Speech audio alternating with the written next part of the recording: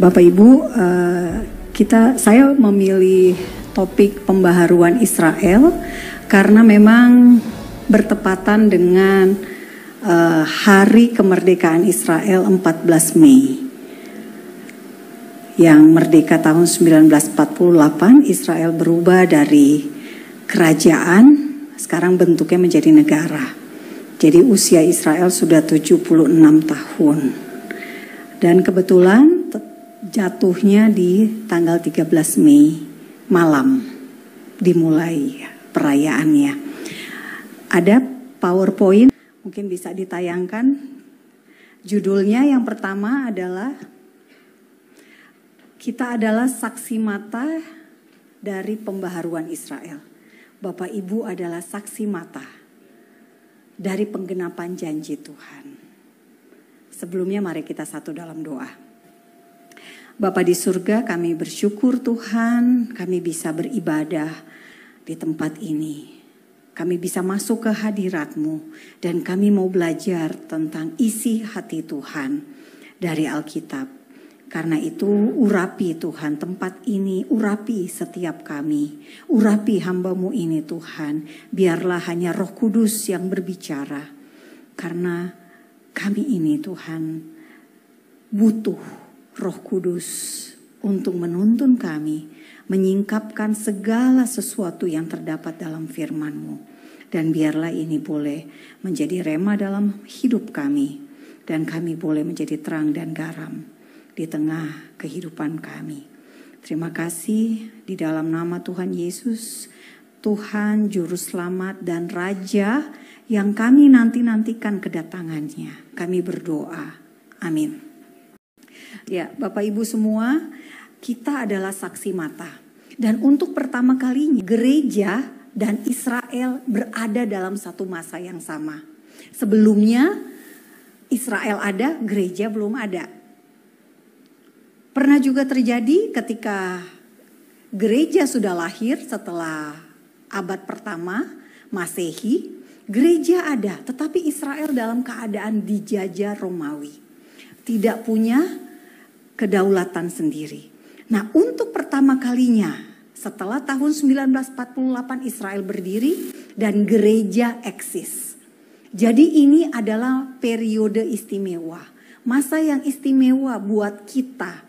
Karena apa? Ada dua saksi Tuhan yang hidup bagi orang-orang yang belum kenal Tuhan. Yakni pertama Israel, pertama gereja dulu, baru Israel. Jadi betul-betul istimewa. Dan justru keistimewaan ini juga membawa tantangan tersendiri. Karena apa? Karena dunia melihat kita itu bagaikan kitab yang terbuka bagi dunia. Nah, Bapak Ibu, saya mengambil ayat dari kitab Yehezkiel. From Horror to Hope adalah esensi dari kitab Yehezkiel. Kenapa? Karena Yehezkiel ini menulis setelah kejatuhan, jadi periode 586 sebelum Masehi. Nah, tetapi di kitab Yehezkiel kita baca Tuhan menjanjikan pembaharuan atau restorasi untuk bangsa Israel. Bahkan di kitab Yehezkiel, Bapak Ibu bisa membaca janji restorasi tentang bait suci. Nah, garis besar kitab Yehezkiel ini adalah dari keadaan yang penuh kesuraman. Keadaan yang penuh dengan penderitaan. Orang Yahudi dibuang ke Babilonia. Kota Yerusalem dihancurkan, bahkan dibakar. Dan bait suci diruntuhkan. Keadaan yang hopeless, tanpa harapan. Tetapi Tuhan berbicara kepada Nabi Yehezkiel bahwa ada pemulihan. Dan yang menarik Bapak Ibu, kalau kita baca dari kitab Yehezkiel 36 di ayat 7, Tuhan bersumpah bangsa di sekitar Israel akan menanggung noda mereka. Noda apa? Ini adalah perbuatan mereka, perbuatan bangsa-bangsa di sekitar Israel yang menyakiti bangsa Israel. kita jarang mendengar kata Tuhan bersumpah. Tuhan bersumpah ketika memberikan tanah perjanjian. Dan Tuhan bersumpah juga akan menghukum bangsa-bangsa yang menganiaya gitu ya. Ada hukuman Tuhan terhadap bangsa-bangsa yang tidak menghormati perjanjian Tuhan dengan bangsa Israel. Nah Bapak Ibu, kalau kita lihat juga narasi digambarkan di dalam kitab Yehezkiel, sesungguhnya ingin sekali Tuhan menyampaikan bahwa dunia perlu tahu tentang Tuhan. Jadi Tuhan mengajarkan apa yang terjadi pada bangsa Israel itu agar dunia tahu tentang dirinya. Tentang Tuhan yang benar itu. Tadi kita sudah 36 dan Yehezkiel 36 ayat 38, narasi dalam kitab Yehezkiel 36 adalah agar dunia tahu akulah Tuhan. Dan bangsa-bangsa yang tertinggal yang ada di sekitarmu akan mengetahui bahwa akulah Tuhan. Yang membangun kembali yang sudah musnah dan menanami kembali yang sudah tandus. Aku Tuhan yang mengatakannya dan akan membuatnya. Jadi ini janji Tuhan. Nah sekarang siapa Yehezkiel? Bapak Ibu, Yehezkiel ini adalah nabi yang sebelumnya dia belum jadi nabi, dia jadi nabinya waktu di pembuangan. Yehezkiel dibuang ke Babilonia di masa Raja Yoyakin. Dia satu periode dengan Daniel. Dibuang ke Babilonia. Penglihatan pertama Yehezkiel terjadi setelah Yehezkiel berada di Babilonia selama 5 tahun.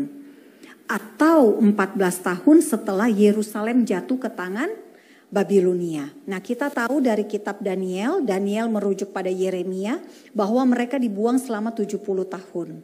Jadi Bapak Ibu bisa bayangkan janji tentang restorasi itu datang 14 tahun setelah mereka merasa nelangsah gitu ya. Merasa tidak ada pengharapan. Nah, sebetulnya Yehezkiel ini adalah seorang imam.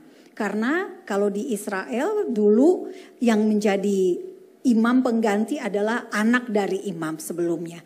Jadi ia adalah anak dari keturunan Imam Sadok. Nah, yang dijanjikan Tuhan adalah pembaharuan Israel di Yehezkiel 36. Bapak Ibu bisa lihat di slide ini saya bicara, Tuhan bicara tentang tanah Israel, next slide-nya, tanah Israel yang Tuhan katakan sebagai tanahku, bukan tanah bangsa Israel, tanahnya Tuhan.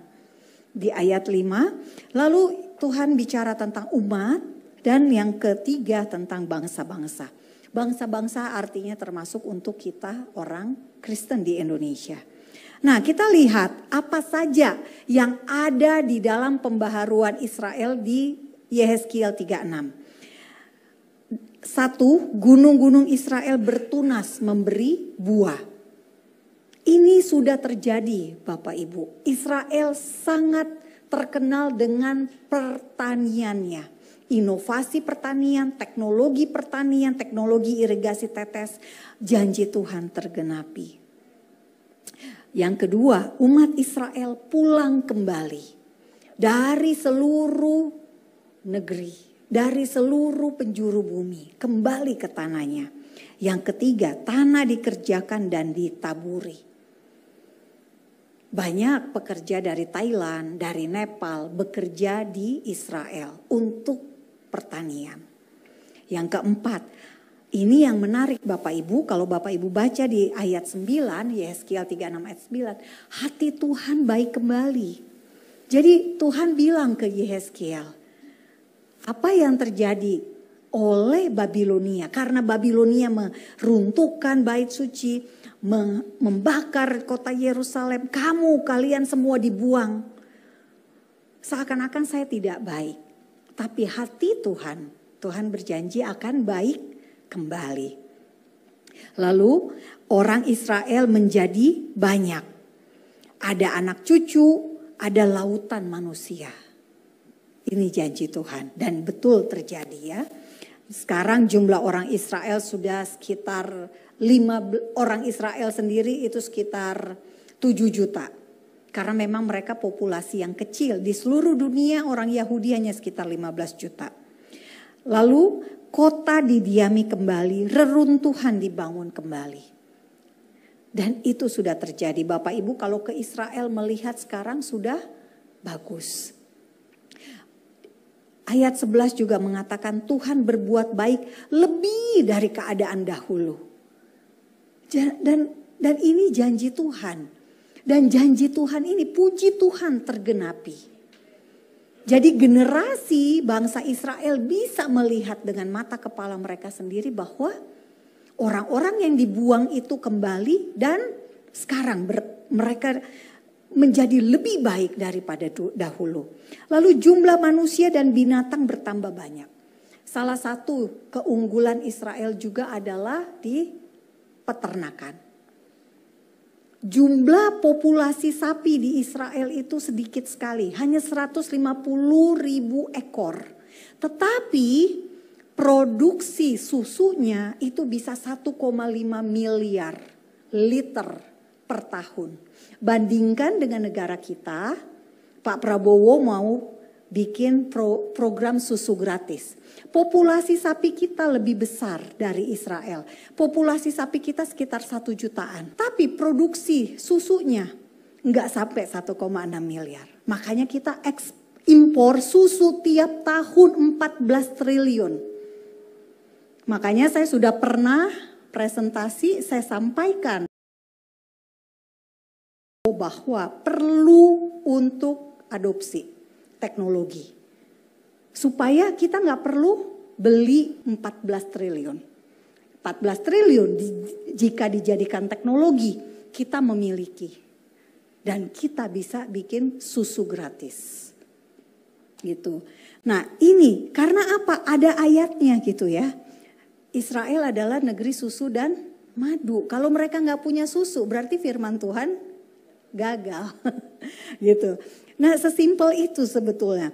Lalu spiritualitas, secara spiritualitas Yehezkiel menulis Israel akan mengetahui akulah Tuhan. Akhirnya bangsa Israel akan tahu Tuhan yang betul itu, Tuhan yang benar. Tanah Israel menjadi milik pusaka Israel di ayat 12. Nama Tuhan kembali kudus. Nama Tuhan kembali kudus. Nama Tuhan melarang orang Yahudi menyebut nama Tuhan dengan sembarangan. Kenapa? Sebetulnya bukan karena cara pengucapannya, tetapi siapa yang mengucapkannya. Kalau orang itu juga tidak kudus, maka namanya tetap tercemar. Makanya nama Tuhan itu bisa dikatakan nama Tuhan kembali kudus kalau mereka betul-betul mengenal Tuhan. Jadi nggak bisa hanya di bibir aja. Jadi seluruh tubuh, jiwa dan rohnya harus menyembah Tuhan. Barulah ketika menyembah Tuhan, Tuhan kuduslah namamu, engkau kudus Tuhan. Itu selaras tubuh, jiwa, rohnya. Nggak bisa hanya mulut saja. Nah ini ada di ayat 23, Bapak Ibu nanti bisa baca. Lalu bangsa-bangsa akan mengetahui Tuhan. Karena apa? Bangsa-bangsa di sekitar bangsa Israel menyembah Tuhan yang bukan Tuhan yang benar. Menyembah Tuhan-Tuhan. Filistin menyembah Dagon. Ada yang menyembah Baal. Ada yang menyembah Asyerah. Ya. Nah kemudian di slide berikutnya, Tuhan menjemput Israel pulang dari diaspora. Tuhan yang menjemput. Karena apa? Karena orang Israel, orang Yahudi yang terserak di Singapura, di Eropa, di Amerika. Mereka lebih memilih pasti saya mendingan aman di Amerika. Amerika nggak diperangi, Australia nggak diperangi. Kalau saya pulang ke Israel, saya diperangi oleh Iran, oleh Hamas, oleh Hezbollah. Tapi apa? Tuhan yang akan menaruh di hati mereka untuk pulang. Yang ke-14, Tuhan mencurahkan air pentahiran. Ini di ayat 25. Nah Tuhan Yesuslah sumber air hidup. Kemudian dijanjikan diberikan hati yang baru, roh yang baru, hati yang lembut, hati yang taat. Jadi Bapak Ibu, apa yang dijanjikan bukan hanya sekedar fisik, tapi juga spiritual, secara rohani. Orang Yahudi akan tidak lagi tegar tengkuk, tidak lagi keras hati. Karena apa? Akan diberikan hati yang baru. Yang bisa melakukan ini bukan kita. Hanya Tuhan saja yang bisa mengubah hati seseorang. Mereka akan punya roh yang baru. Jadi orang Yahudi pun akan mengalami seperti yang tadi kita lihat. Akan kembali lagi ke Yerusalem. Itulah yang akan terjadi di akhir zaman ini. Roh Tuhan diam dalam batin orang Israel di ayat 27 dikatakan. Jadi Roh Kudus bukan hanya untuk orang Kristen Bapak Ibu.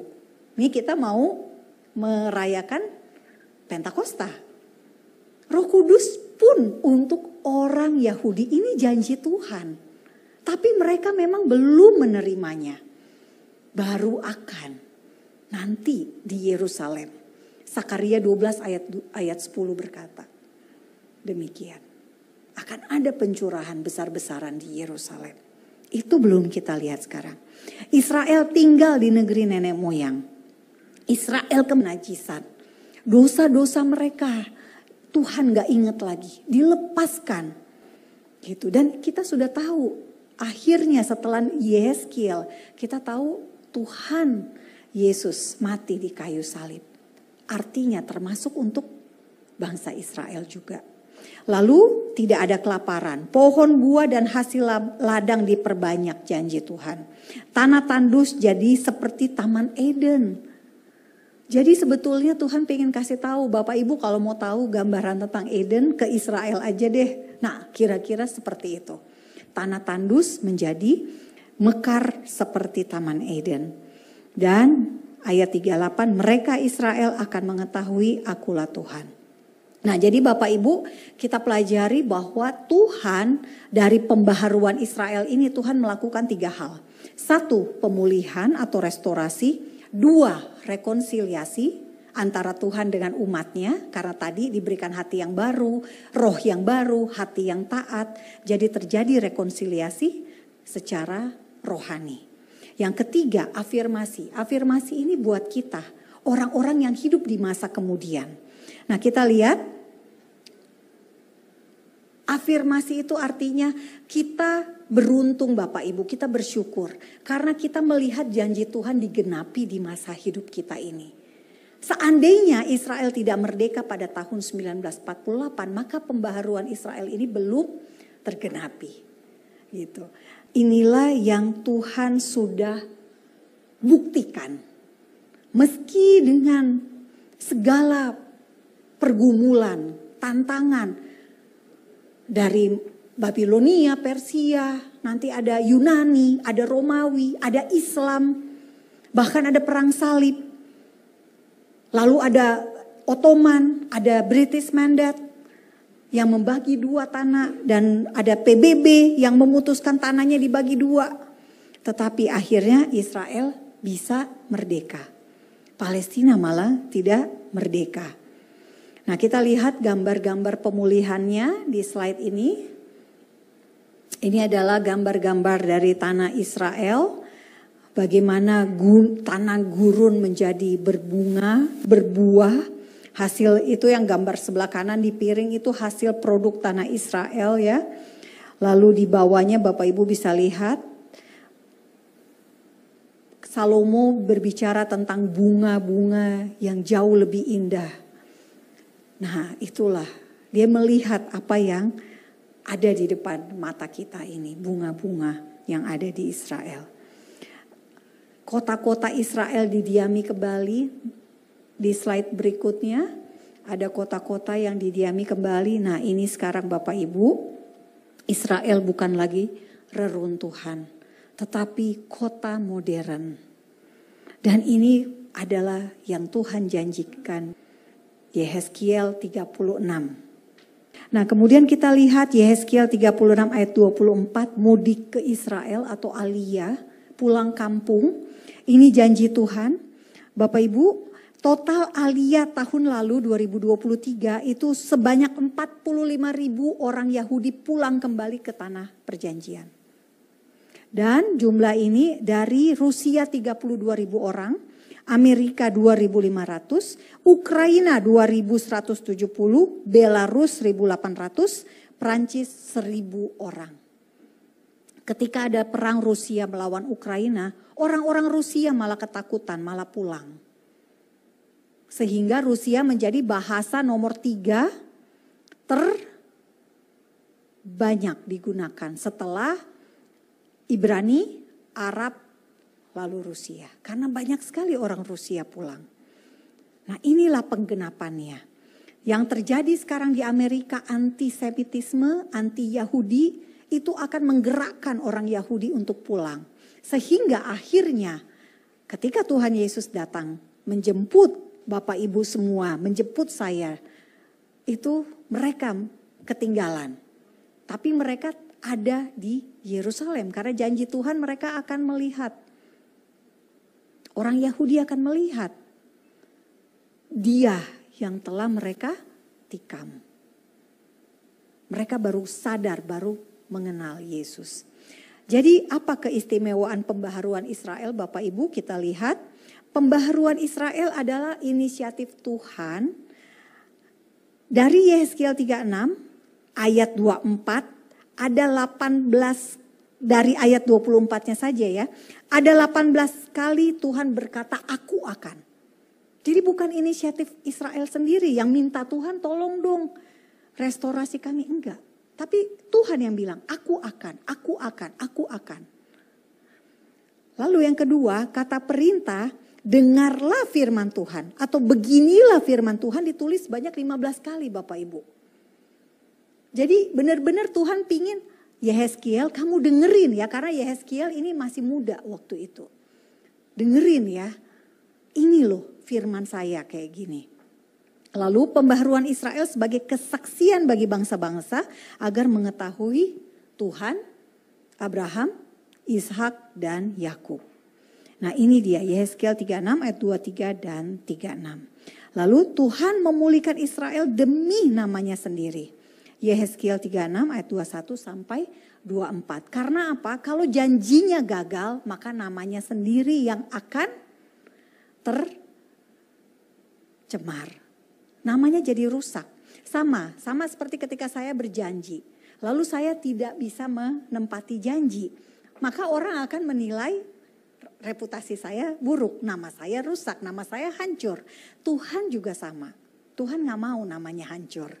Nah karena itu Tuhan memulihkan Israel demi namanya. Demi namanya sendiri. Restorasi Israel, Tuhan punya perjanjian yang kekal. Tapi kok tanah perjanjiannya gak ada. Gak eksis gitu loh. Nah jadi Tuhan merestorasi demi kemuliaannya sendiri. Sendiri yang menjadi celaan oleh bangsa-bangsa. Ini semua ada di perikop pembaharuan Israel Yehezkiel 36 itu. Karena itu Tuhan secara khusus merestorasi bangsa Israel untuk kemuliaan namanya. Jadi kesimpulannya apa Bapak Ibu? Dengan demikian kita sebagai orang percaya kita mengetahui satu. Slide berikutnya tolong. Pembaharuan atau restorasi Israel merupakan pekerjaan. Ada hal-hal yang perlu Tuhan nyatakan. Contohnya apa? Bangsa-bangsa. Bangsa-bangsa banyak yang belum mengetahui akulah Tuhan. Belum mengetahui Tuhan yang benar. Masih menyembah Tuhan yang bukan Tuhan yang hidup gitu. Tuhan versi manusia. Yang ketiga, pembaharuan Israel merupakan afirmasi atau peneguhan terhadap keberadaan bangsa Israel itu sendiri sejak dahulu hingga sekarang karena kita hidup sudah di masa modern. Jadi dulu sampai sekarang masih ada. Dan sampai nanti anak cucu kita, kalau mereka udah mulai ragu dengan Alkitab, kita bisa bilang, ini loh janji Tuhan salah satunya ada gereja, ada Israel. Salah duanya. Next, kita melihat kasih setia Tuhan dari penggenapan Yehezkiel 36. Kita bisa belajar bahwa Tuhan kita setia. Meskipun bangsa Israel tidak setia, Tuhan setia. Apalagi kepada Bapak Ibu semua yang sudah ditebus oleh darah Yesus, oleh darah yang sangat mahal. Kalau sama bangsa Israel aja Tuhan setia, apalagi sama yang sudah ditebus. Gitu. Amin. Janji Tuhan kepada Israel ya dan amin, berarti janji Tuhan untuk kita juga ya dan amin. Karena janjinya digenapi, meskipun itu dalam keadaan yang jelek dan buruk sekalipun. Apalagi Bapak Ibu semua. Persoalan-persoalan Bapak Ibu pasti mungkin tidak seberapa dibandingkan bangsa Israel. Karena bangsa Israel betul-betul dijadikan buangan ya, orang buangan gitu. Bapak Ibu tidak terbuang gitu. Jadi kita bersyukur janji Tuhan kepada kita pasti juga ya dan amin. Lalu Tuhan konsisten menetapkan tanah Israel untuk bangsa Israel. Karena Tuhan sendiri bilang tanah ini tanahku, punyaku. Jadi kalau sekarang PBB memaksa Israel untuk mengakui adanya negara Palestina di Yudea dan Samaria. Nah Bapak Ibu, ini tidak sesuai dengan apa yang Tuhan katakan. Tidak sesuai dengan pembaharuan Israel. Karena pembaharuan Israel itu juga mencakup teritori Yudea dan Samaria. Negara Palestina itu nanti akan terdiri dari Gaza dan Yudea dan Samaria. Yudea dan Samaria itu banyak sekali jejak Alkitab di situ. Kita orang Kristen inilah yang membutuhkan Yudea dan Samaria. Tanpa Yudea dan Samaria kita banyak kehilangan cerita-cerita di Alkitab kita. Alkitab kita bisa jadi tipis. Karena apa? Yerusalem itu juga termasuk di Yudea. Gitu Bapak Ibu. Nah implementasinya bagi umat Kristen, Bapak Ibu kita bisa lihat. Kita ini sekarang seperti berhadapan dengan dunia. Janji Tuhan seperti ini, dunia ngomongnya seperti ini. Kita melihatnya di mana? Gitu ya. Apakah kita tetap percaya pada Alkitab? Atau kita takut, aduh gak enak kan seluruh dunia ngomongnya seperti ini. Gitu ya. Seluruh dunia bilang Israel gak berhak atas tanah itu. Beranikah kita bersuara? Gitu. Padahal kita tahu janji Tuhan tuh ya dan amin. Tapi karena kondisi kita mungkin tidak mau turut campur. Itu bukan urusan saya. Gitu. Tapi enggak Bapak Ibu, sesungguhnya karena Tuhan mau semua bangsa itu tahu bahwa akulah Tuhan. Nah karena itulah saya mengambil jalan memperkenalkan Israel ini sebagai jalan penginjilan saya adalah melalui isu Israel. Jadi akhir kata Bapak Ibu 14 Mei adalah hari kemerdekaan Israel. Tahun ini berusia 76 tahun. Dan kita ingat kembali bahwa akulah Tuhan yang sudah membangun kembali apa yang sudah musnah. Israel itu bisa dibilang musnah. Orangnya dibuang. Bahkan tahun 70 Masehi Romawi kembali menjadikan orang Israel budak. Bahkan sekali lagi bait sucinya dibakar. Kotanya dibakar, bait sucinya diruntuhkan, kotanya dibakar.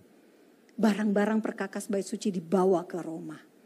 Tapi ternyata aneh tapi nyata Israel bisa ada kembali. Karena itulah janji Tuhan, ya dan amin. Terima kasih Bapak Ibu semua, Tuhan Yesus memberkati. Semoga ini bisa menjadi inspirasi buat Bapak Ibu bahwa kita ini sangat berharga di mata Tuhan. Karena apa? Kita sudah ada darah Yesus di dalam kita. Terima kasih, amin.